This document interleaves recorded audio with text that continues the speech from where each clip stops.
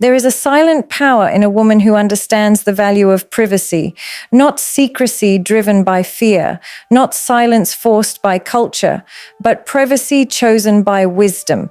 There is a difference between being open and being exposed. And in today's world, many women are taught that vulnerability means full disclosure, that love means complete transparency, that intimacy means revealing every corner of the soul. But emotional intelligence teaches something deeper. Access is earned, not granted automatically. When a woman shares everything too quickly, she does not deepen connection. She removes mystery. And mystery is not manipulation. Mystery is self-respect. It is the understanding that your inner world is sacred territory. Not everyone deserves a guided tour. So today we talk about 5 things women must keep private. Not because honesty is wrong, not because love requires games, but because psychological safety, dignity, and long-term respect demand boundaries. The first thing a woman must guard carefully is her deepest insecurities. Every woman has them. The insecurity about her body, the insecurity about her intelligence, the insecurity about being too much or not enough, the childhood wound that still whispers at night, the fear of being replaced, the fear of being abandoned. Sharing vulnerabilities is powerful when done at the right time, in the right space, with the right emotional maturity present. But announcing every insecurity too early shifts the balance of perception. Psychologically, when someone knows exactly where a person feels weak, that knowledge becomes leverage, even if unintentionally. Studies in social psychology show that early oversharing can create asymmetrical power dynamics. When one person reveals emotional weaknesses before trust is fully established, the other unconsciously holds more psychological control. Not because they are evil, but because information shapes influence. A woman can express feelings without exposing her deepest scars. She can say, "I value reassurance," without narrating every betrayal she has endured. She can say, "I care about respect," without unpacking every moment she felt disrespected in the past. Your insecurities are not conversation starters. They are sacred stories, and sacred stories are shared with discernment, not urgency. The second thing a woman must keep private is her past romantic history in full detail. This does not mean lying, it means filtering. There is a difference. Honesty answers direct questions truthfully. Oversharing offers unnecessary detail that can alter perception. When detailed past experiences are laid out, comparisons, intimate memories, emotional timelines, it plants images, and images are powerful. The human brain does not forget vivid emotional narratives. Once planted, they influence present interaction. Attachment psychology explains that romantic bonding relies heavily on perceived uniqueness. When too many comparisons from the past are introduced, the mind subconsciously competes with ghosts, and competition with the past breeds insecurity, not intimacy. A woman's past shaped her growth, but it does not need to become a constant reference point. Growth speaks louder than stories. Maturity is visible in behavior, not in recounting every chapter. There is dignity in saying, "I have learned from my experiences," without turning those experiences into a detailed documentary. The third thing a woman must keep private is her long-term strategic plans until they are stable. Dreams are delicate. Goals are fragile in early stages. And psychology teaches us something interesting. When goals are announced prematurely, the brain often experiences a false sense of accomplishment. Research from New York University suggests that public declarations of goals can reduce the motivation to actually complete them because the brain partially rewards itself for the recognition. Beyond neuroscience, there is social energy. Not everyone who listens to dreams supports them internally. Some listen with doubt, some with envy, some with subtle discouragement, masked as realism. A woman building something, whether a business, a transformation, a new version of herself, must protect that incubation phase. When the foundation is solid, then sharing becomes safe. Privacy during growth is protection. It allows focus without external interference. It allows failure without public embarrassment. It allows adjustment without commentary. The fourth thing a woman must guard is the full extent of her emotional investment too early. There is beauty in loving deeply, but there is danger in declaring depth before consistency is proven. When emotional intensity is expressed before stability is established, it shifts the dynamic. The one who invests more emotionally often becomes more anxious. This is not weakness, it is attachment science. The brain releases oxytocin, the bonding hormone, creating emotional dependency. Healthy connection grows step by step. Feelings can be felt fully inside without being expressed in overwhelming waves immediately. Emotional pacing is maturity. Saying, "I appreciate this connection," is different from saying, "You are my everything," within weeks. A woman who understands emotional pacing maintains balance. She does not suppress her feelings. She regulates their expression, and regulation commands respect. The fifth thing a woman must keep private is internal conflict about self-worth. Moments of doubt happen. Moments of questioning value happen. But repeatedly voicing self-doubt reshapes how others perceive worth. Social perception theory explains that people form judgments based on consistent messaging. If someone constantly hears, "I'm not good enough," "I'm lucky to have attention," or "I don't deserve better," that narrative becomes embedded in how they are treated. Confidence is not arrogance. Confidence is stability in self-perception. When a woman communicates standards calmly without justifying them through insecurity, she sets a psychological frame, and frames influence behavior. If she says, "This is what I accept," without apology, she trains others on how to engage with her. If she says, "I know I'm difficult," she invites dismissal. The world responds to the energy consistently projected. Privacy is not about manipulation. It is about sovereignty. A woman does not owe full access to someone who has not proven emotional safety. Emotional safety is demonstrated through consistency, respect, accountability, and time. Time reveals character. Time exposes patterns. Time shows whether promises align with actions. Until time confirms safety, privacy remains strength. There is also a deeper psychological truth. Attraction often grows in spaces where there is discovery. When everything is revealed instantly, discovery ends. When discovery ends, curiosity fades. Curiosity is the fuel of emotional engagement. When a woman keeps parts of her world layered, her ambitions unfolding gradually, her depth revealed through lived moments rather than speeches, connection becomes an evolving experience, not an information dump. Modern culture sometimes mistakes radical transparency for authenticity. But authenticity is not about volume of information. It is about alignment between words and actions. A woman can be authentic and private at the same time. She can be warm and reserved. She can be open and selective. There is psychological power in restraint. Restraint signals control. Control signals stability. Stability signals high value. This is not about playing games. Games require manipulation. Boundaries require clarity. When privacy is maintained, emotional leverage decreases. When emotional leverage decreases, respect increases. Because respect is not built on knowing everything. It is built on earning access. Access is the reward for consistency. So let the world overshare. Let trends encourage exposure. Let social media celebrate full vulnerability without filters. A wise woman understands something timeless. The rarest things are not displayed freely. They are protected. They are revealed gradually.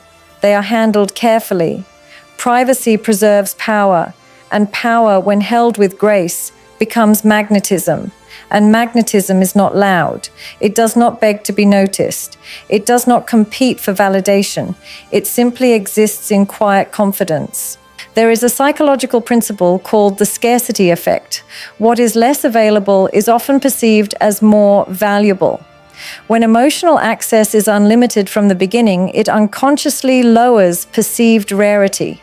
But when access unfolds layer by layer, curiosity deepens, respect strengthens, investment increases. A woman who speaks thoughtfully rather than impulsively creates depth in conversation. She listens more than she reveals. She observes patterns before exposing emotions. She allows actions to speak before she narrates her inner storms. Observation is power. When someone reveals everything immediately, they lose the ability to assess safely. But when a woman holds space and watches behavior over time, she gathers data. She notices consistency. She notices tone shifts. She notices how boundaries are treated. And boundaries are another layer of privacy. Many women are conditioned to over-explain their boundaries, to soften them, to apologize for them. But a boundary explained too much often becomes negotiable. A boundary stated calmly and briefly becomes firm. I'm not comfortable with that. That doesn't work for me. I prefer to move slowly. No long defense, no emotional monologue, just clarity. Psychologically, when someone must argue extensively for their limits, it signals uncertainty. But certainty communicates strength, and strength changes how others engage. Another dimension of privacy is financial information. Ambition, income, savings, investments, these are not casual topics in early connection. Money carries power dynamics. When financial details are exposed too early, they can unconsciously shift motives. If income appears high, expectations may inflate. If income appears low, respect may subtly shift. Human psychology is complex, and financial knowledge influences perception more than most realize. A wise woman shares financial realities when commitment and stability are established, not during emotional experimentation. Even family conflicts should be guarded. Every family has internal struggles, but revealing family weaknesses prematurely can change how others view background and identity. Once a narrative about dysfunction is introduced, it becomes part of perception. It is healthier to say, my family has its challenges like any other, than to expose every disagreement, every betrayal, every internal drama, because once spoken, words cannot be taken back, and people remember narratives. Another powerful truth, not every emotion needs immediate verbal expression. Modern emotional culture promotes instant processing out loud, but emotional intelligence includes self-processing first, sitting with feelings, understanding triggers, asking internally, is this temporary insecurity or a real concern? When every fleeting fear is spoken, it creates instability. But when emotions are filtered through self-awareness, communication becomes intentional instead of reactive. A woman who self-regulates before she communicates builds psychological safety around her. She becomes predictable in her stability, and predictability in emotional tone fosters trust. There is also something sacred about personal rituals, morning routines, spiritual practices, journals, quiet ambitions, internal affirmations. These are intimate parts of identity. Sharing them too early can invite commentary that disrupts growth. When something is new and fragile, external opinions can distort it. Protecting personal rituals protects identity evolution. And then there is pain. Deep pain is not entertainment. It is not a bonding shortcut. Trauma bonding happens when two people connect intensely through shared wounds without building stability first. It feels passionate, it feels fast, but it is unstable. When a woman pours out her deepest trauma in early stages, it can create artificial closeness. Intensity replaces intimacy, and intensity often burns out quickly. Real intimacy develops slowly through consistency, reliability, and mutual emotional maturity. Silence, in many moments, is wisdom, not silent suffering, but selective speech. Selective speech signals discernment. Discernment signals maturity. There is also strategic timing. Timing in vulnerability, timing in affection, timing in revealing dreams, timing in sharing disappointments. Timing shapes perception. If admiration is expressed too early and too intensely, it may reduce pursuit energy. If standards are expressed too late, they may not be taken seriously. Psychological balance requires awareness of pacing, and pacing is not manipulation. It is rhythm. Every healthy connection has rhythm. Reveal, pause, observe, reveal, pause, observe. The pause is where power lives. In the pause, evaluation happens. In the pause, emotional equilibrium is restored. In the pause, clarity strengthens. Without pauses, everything becomes emotional overflow. A woman must also guard how much she explains her worth. Explaining why she is valuable weakens perceived value. Value is demonstrated through presence, intelligence, kindness, standards, composure, not through verbal justification. If someone cannot see worth without explanation, explanation will not fix it. Privacy reinforces this truth. Worth does not require advertisement. Another subtle thing to protect is comparison language, speaking frequently about how one was treated before, how one was hurt before, how one was disappointed before, may unconsciously signal unresolved attachment. Even if healing has occurred, constant references can anchor perception in the past. The present deserves space to form its own identity without shadows. Energy shifts when someone feels compared to unseen predecessors. Keeping the past processed internally protects the freshness of new connection. A woman who understands this does not weaponize memory. She integrates memory quietly and moves forward with composure. And composure is deeply attractive. Composure communicates that emotions exist, but they are managed. That standards exist, but they are not screamed. That feelings exist, but they are not thrown impulsively. There is elegance in emotional discipline, not coldness, not detachment, but discipline. Discipline in what is shared. Discipline in when it is shared. Discipline in how it is shared. Even compliments should be balanced. Excessive praise too early can create imbalance. Appreciation is beautiful, but over-elevation can reduce perceived self-value. Mutual admiration feels stable. Unequal admiration feels fragile. When admiration is earned progressively, it feels authentic and grounded. Privacy also protects against premature dependency. Dependency often begins when one person becomes the primary emotional outlet too quickly.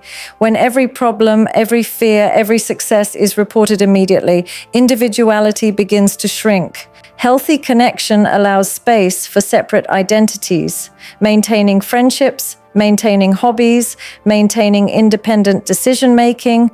Oversharing every thought can blur individuality. Selective sharing preserves autonomy.